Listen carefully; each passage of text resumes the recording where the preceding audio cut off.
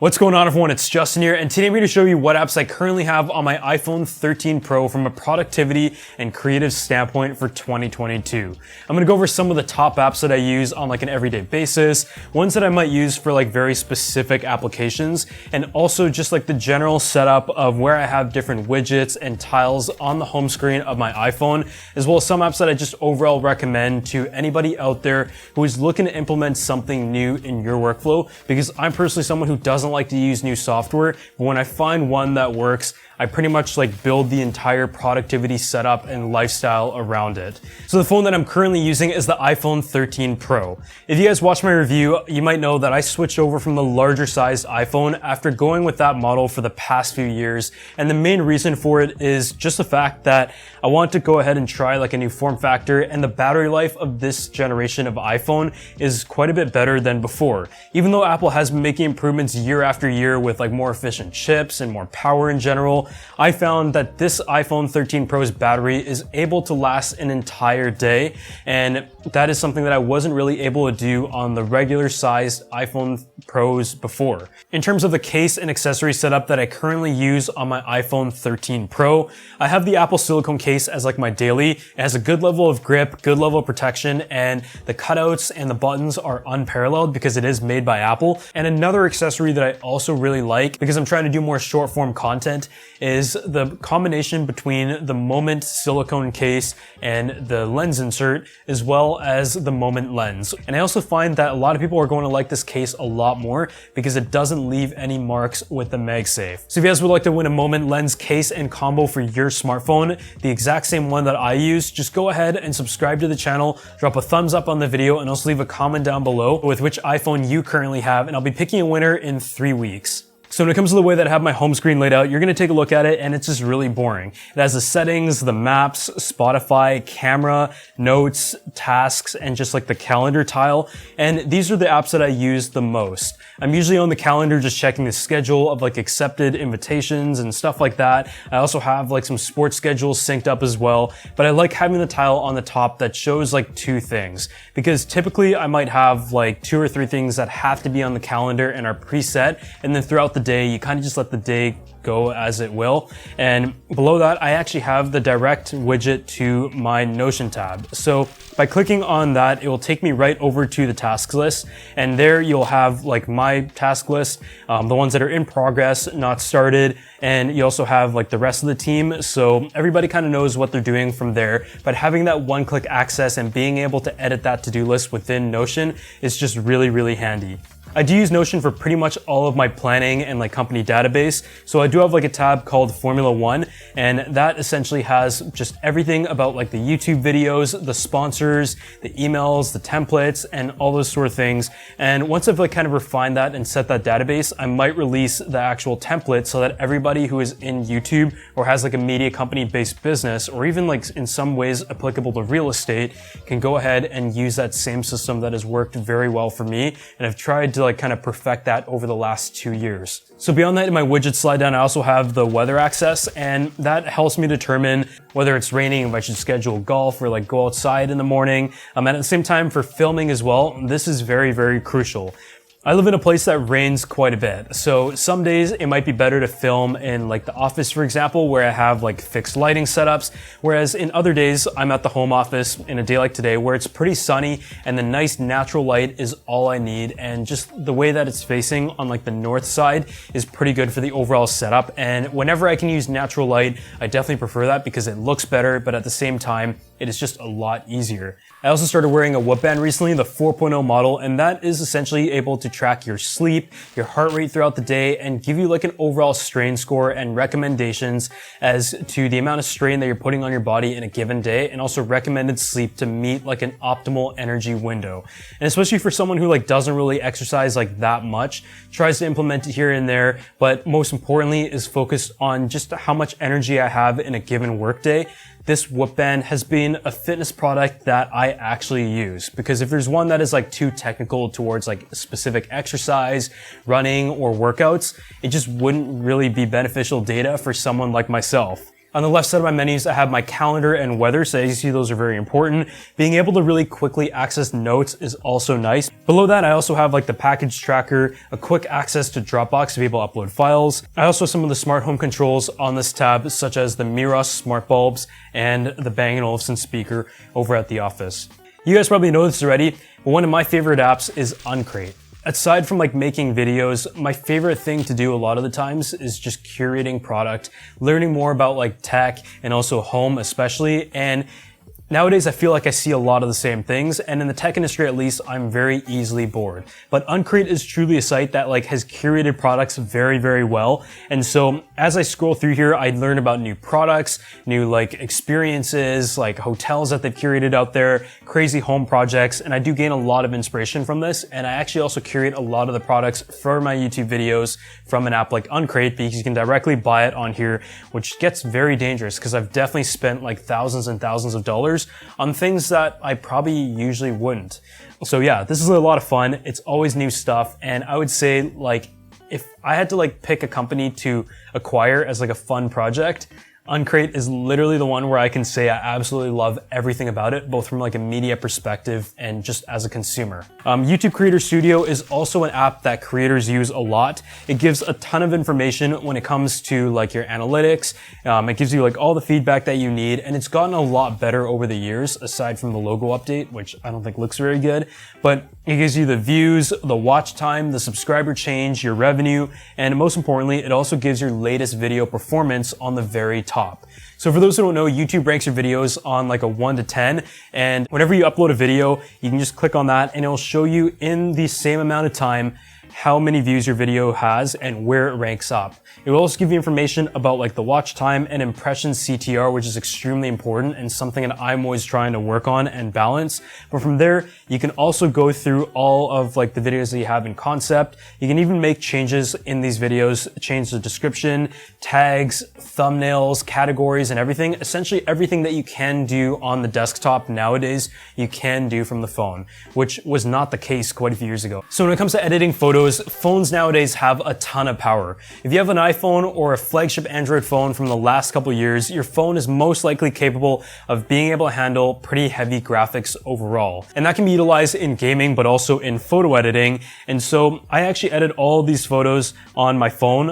Occasionally I do whip out like the iPad or the computer, doing some like healing brush stuff and being able to like Photoshop dust out, in which having a computer or an iPad is a lot faster. But Lightroom has actually gotten really good on the mobile, especially with the 2022 update.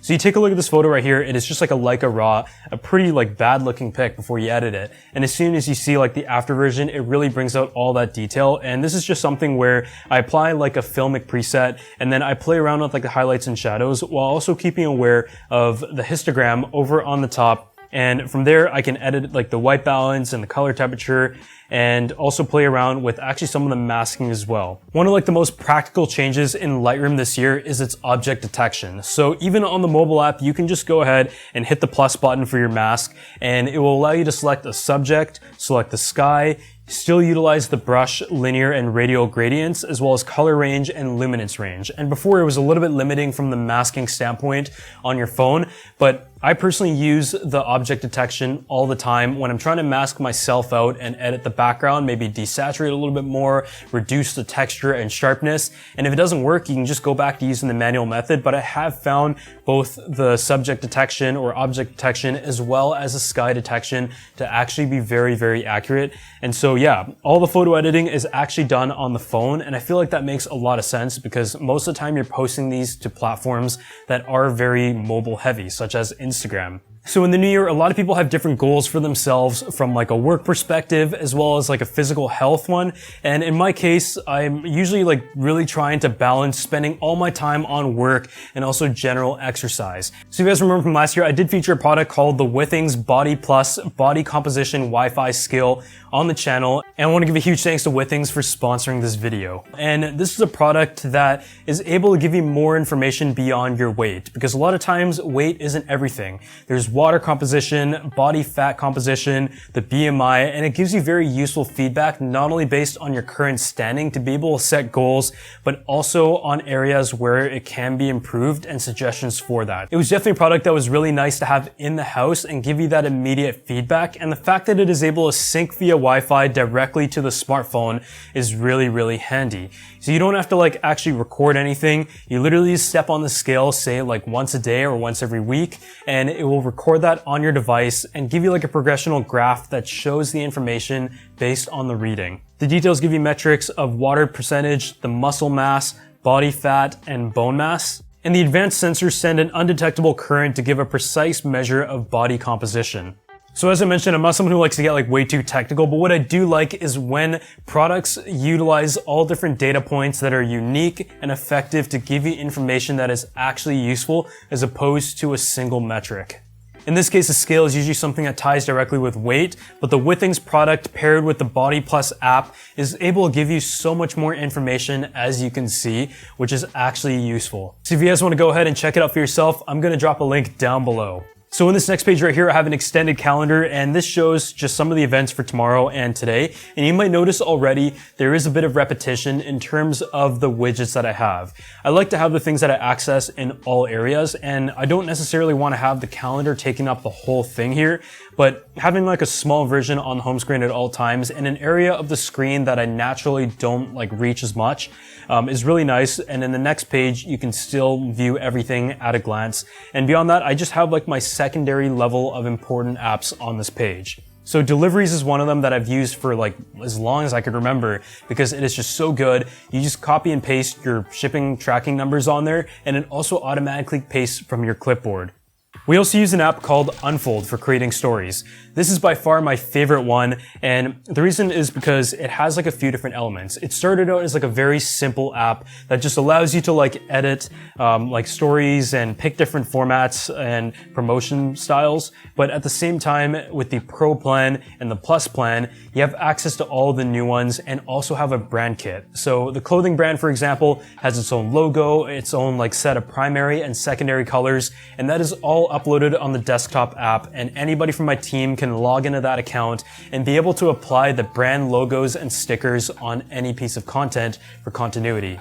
I think the biggest issue with my Instagram story is that it is very casual, being a personal page, but someone like Alan Palander, he does a very, very good job of like making great lifestyle stories that are still very uniform and on brand, and he uses Unfold. And so I'm kind of trying to find that style, font, and like sticker to be able to apply like a brand touch to it, but with like very casual daily content that I'm already used to making. So just going on to something like the classic one, and taking a look at some of the projects or thumbnails that I've been making, sometimes I keep it very simple. It's literally just like a grid, being able to upload 2 different images right there. And in other cases, I might have like 4 videos playing at once, like in this one, and you literally just go to your camera roll, pick it. You can even make some of the basic edits. And on top of that, I can also add some text. So we're just going to pick a font that I think is like very nice and bold, and Horizon is usually my favorite one for that.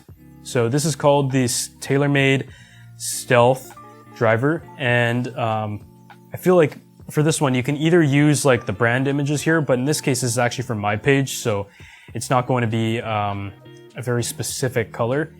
So there you go, TaylorMade Stealth. You drag that in the middle. You can go ahead and add like a sticker or something. So in this case, we have stickers from my clothing brand, Kinsville. There it is. So you can just like stick that little stamp on the corner, and there you have it. You've got a pretty professional looking one, and I've literally spent like 5 seconds on this. You can get really, really technical, but because I'm always like taking photos, videos, and all these other mediums, I personally just like to keep the social media aspect of like stories and Instagram content as simple and fast as possible.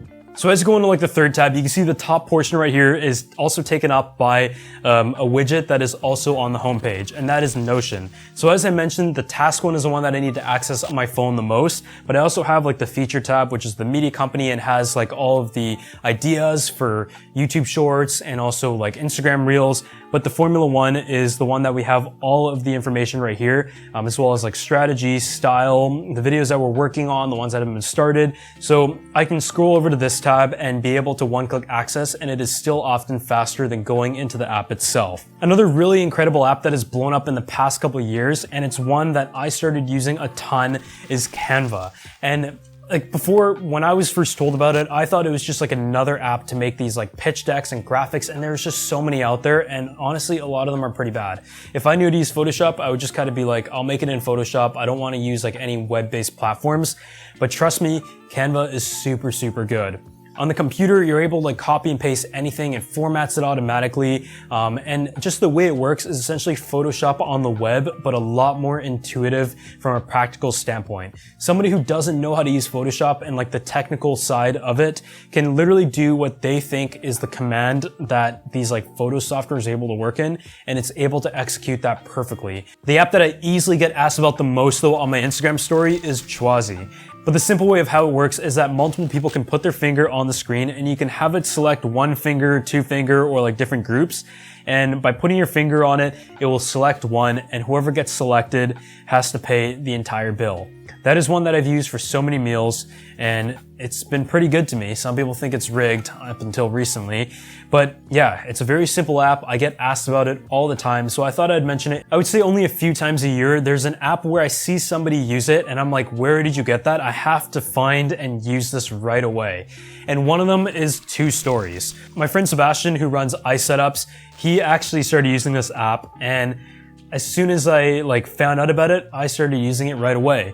Essentially what it is you set it up as one of your share platforms, and from here, you're able to post things to your story from around the web or from YouTube, for example, and it just looks a lot better than if you were to screenshot it or try to manually make it. You guys know that I make a lot of my stories on Unfold, and although that definitely serves a purpose, you can see here, you can share directly from YouTube and it will make something formatted perfectly, and you can also see with podcasts as well. These are just like examples of sharing stuff to stories. And let's just go ahead and test this on like a YouTube video. So I'm just gonna go to my channel right here and say like I just posted a video. Usually I'm pretty lazy about making a story because I just spent like a ton of time on the video and just want to move on to the next one. But I just go to the share button, I click on more, and the first one there is toStories. And from there, I can go ahead and pick the background color. And it shows like the views and the comments and everything. You can customize it, and I think this looks really, really good. So clicking on there, it brings you toStories, and you just have to go ahead and scale it. Then you can add your music, add your video link, and everything that people can click on. And from there, you have like a perfectly good looking story in just a couple minutes. Right now, I'm going to just go to my Twitter profile. And like, I know a lot of people screenshot tweets, but I'm just going to share this tweet right here. And I just need to click share via.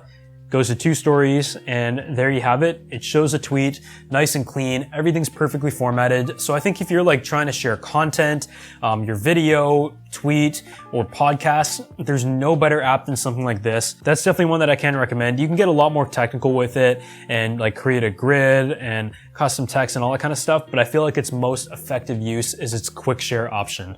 Another app that I've gotten a lot of people on this year is Milanote, and this is one where I can create a visual mood board for like interior design projects, also like video projects and creative concepts, drop it into a board, organize it very easily, and be able to reference it at any time on my phone. But if you guys have noticed a trend now, the apps that I like are ones that integrate very, very well with things that we already use. And the reason why I like Milanote in particular is for the function where if you have the Chrome extension, you hover on a photo, you can click on the Milanote button and it will add it to one of your boards automatically. And on top of that, it will also hyperlink it. So if I ever want to go back and actually buy the product, I can click on that link and it'll take me right back to it. Because as someone who's always curating product for like cool tech episodes and best tech episodes, as well as interior design, where there's 10, 20, 30, and like 40 products at a time, having to link every single one based on the country that you're planning to buy it from is often a pretty tedious task. And so a way to be a lot more organized is to use apps that have like an open board, but some levels of practical structure. And I feel like Milanote definitely does fix that from a mood board standpoint. And I also do have an app called Planoly. This is able to let us like plan the Instagram feed for my Instagram page as well as the clothing company. And feed continuity is definitely something that I'm trying to work on. In the beginning, I would just post whatever I felt like during that day. But one issue was like when you go to my format grid, you would have like 3 car photos stacked on top of each other, 2 outdoor photos, and that kind of thing. And I didn't really like the way that looked. I've made that mistake a few times. So by pre-planning the content, it doesn't really take up too much time in your day because you just schedule it out incrementally and just shuffle everything into place. I have heard that Instagram is going to be doing like a pinned function, and I really hope they go through with that because I feel like that would be really, really useful to be able to feature certain things. When it comes to like reading, I also do subscribe to a few different like newsletters or newspapers, and one of them is like Insider. Some of the information on there is really good, but I just like to read the articles about like business, the industry, creative market, influencer partnerships, and that kind of stuff. And they do a lot of really good interviews. The price is not too bad. It's like $20 a year, I think. And another one that I am also subscribed to is The Athletic. They write really good, like insightful stories from different sports and also hockey in particular. And just like information that you're not able to find on like the typical news sites that just generally write about anything. Some of the other ones that I've also recently subscribed to is Consumer Reports. And so whenever we're doing research on products, it is interesting to see like an unbiased evaluative report of the product that is completely neutralized in terms of its testing methods. But other sites such as New York Mag and the strategist aspect of that is really good to learn about new products, and especially ones that are slightly outside of general tech. Another site that I was also introduced to lately is completely free, and it is the Daily Upside and covers the topic of business and finance. The Daily Upside is a free newsletter written by a team of former investment bankers, scholars, and journalists, and it's read by over 150,000 people, including retail investors and Wall Street professionals looking to get an edge on the markets. It skips over the headache of financial talking point jargon that traditional media uses, and instead, the Daily Upside is designed to be clear, interesting, concise, and unbiased, delivering you useful and meaningful information that you can read in under 5 minutes. So go ahead and check that link down below to join the 150,000 people who wake up to the Daily Upside and get refreshing information backed by experts. As I said, it is absolutely free. Frame.io is also another really good app, and it's not necessarily one that I use on mobile as often, but when you're working on YouTube videos in like Premiere or Final Cut Pro and you want to relay it to your team and upload the proxy files, you can put it in Frame.io, everybody can download it, and when they upload a video version, you can leave notes, drawings, and different markers on different parts of the videos in which they can export that into their computer and know exactly where those changes are as an overlay. So as a creative, I was also very stubborn about switching to Frame.io because I couldn't figure out how to use it, but it is honestly one of the biggest impacts on my entire workflow because now I'm able to hand off parts of my editing anywhere in the world, which before I would literally sit here and edit every day. And you guys seem to think my editing is quite bad, which is true because I had so many videos to edit that the attention to detail was not always there. Credit Karma is also another app that I check on occasionally because I have purchased a couple properties in the last year or so. So credit score is something that I check occasionally. This app is able to bring it up right away. It gives you a report, it sees the trends of it, and just gives you like an idea of how you can do better. But also generally speaking, when you're going to like try to get a loan on like a mortgage or something like that, it is important that everything is in good standing. WeTransfer is also an app that I have found very useful recently because sometimes we have to send files off to somebody that is from the smartphone, and sending it through email or text message has a few different problems. Sometimes it just doesn't deliver, and other times it like compresses the quality. And so if you want to ensure that the quality is at its max, you can go on WeTransfer and just hit the browse button right there. You can collect the actual file and just send it off. You can send the link and you're good to go. As I mentioned, I do use Dropbox Transfer on the desktop, and it's up to 100 gigs, and you have like the company logo and everything on it, very nicely customized. But if you're just on the go and need to get that job done, then WeTransfer is really, really good. I find it equally as good as Dropbox, but it's just the fact that I pay for Dropbox already, and so I don't really want to pay for the extended plan on WeTransfer as well. As you can probably see, Dropbox has its own menu here because I use Dropbox all the time, whether it's for graphic designers, different members of the team, and like the visual assets for the company, all the things are on Dropbox, so I can quickly just like look at the revisions of like the given thumbnail and everything, and I just find that that is easily the best file transfer service that I have used. I use Dropbox Transfer to send files individually to other people instead of like WeTransfer, and I personally just don't really like the Google Drive setup. So you can see in like this like TV template here, I do have access to just like the quick folders, the completed folder, and I can take a look at all of the different versions of the thumbnails done by the graphic designer and ultimately give feedback and go from there. But otherwise, that pretty much wraps it up for my What's on My iPhone video for 2022. I hope you guys enjoyed it. And if you guys want to see a video of like the accessories that I currently use on my phone, make sure you go ahead and drop a like, subscribe to the channel, and I'll see you all in the next one.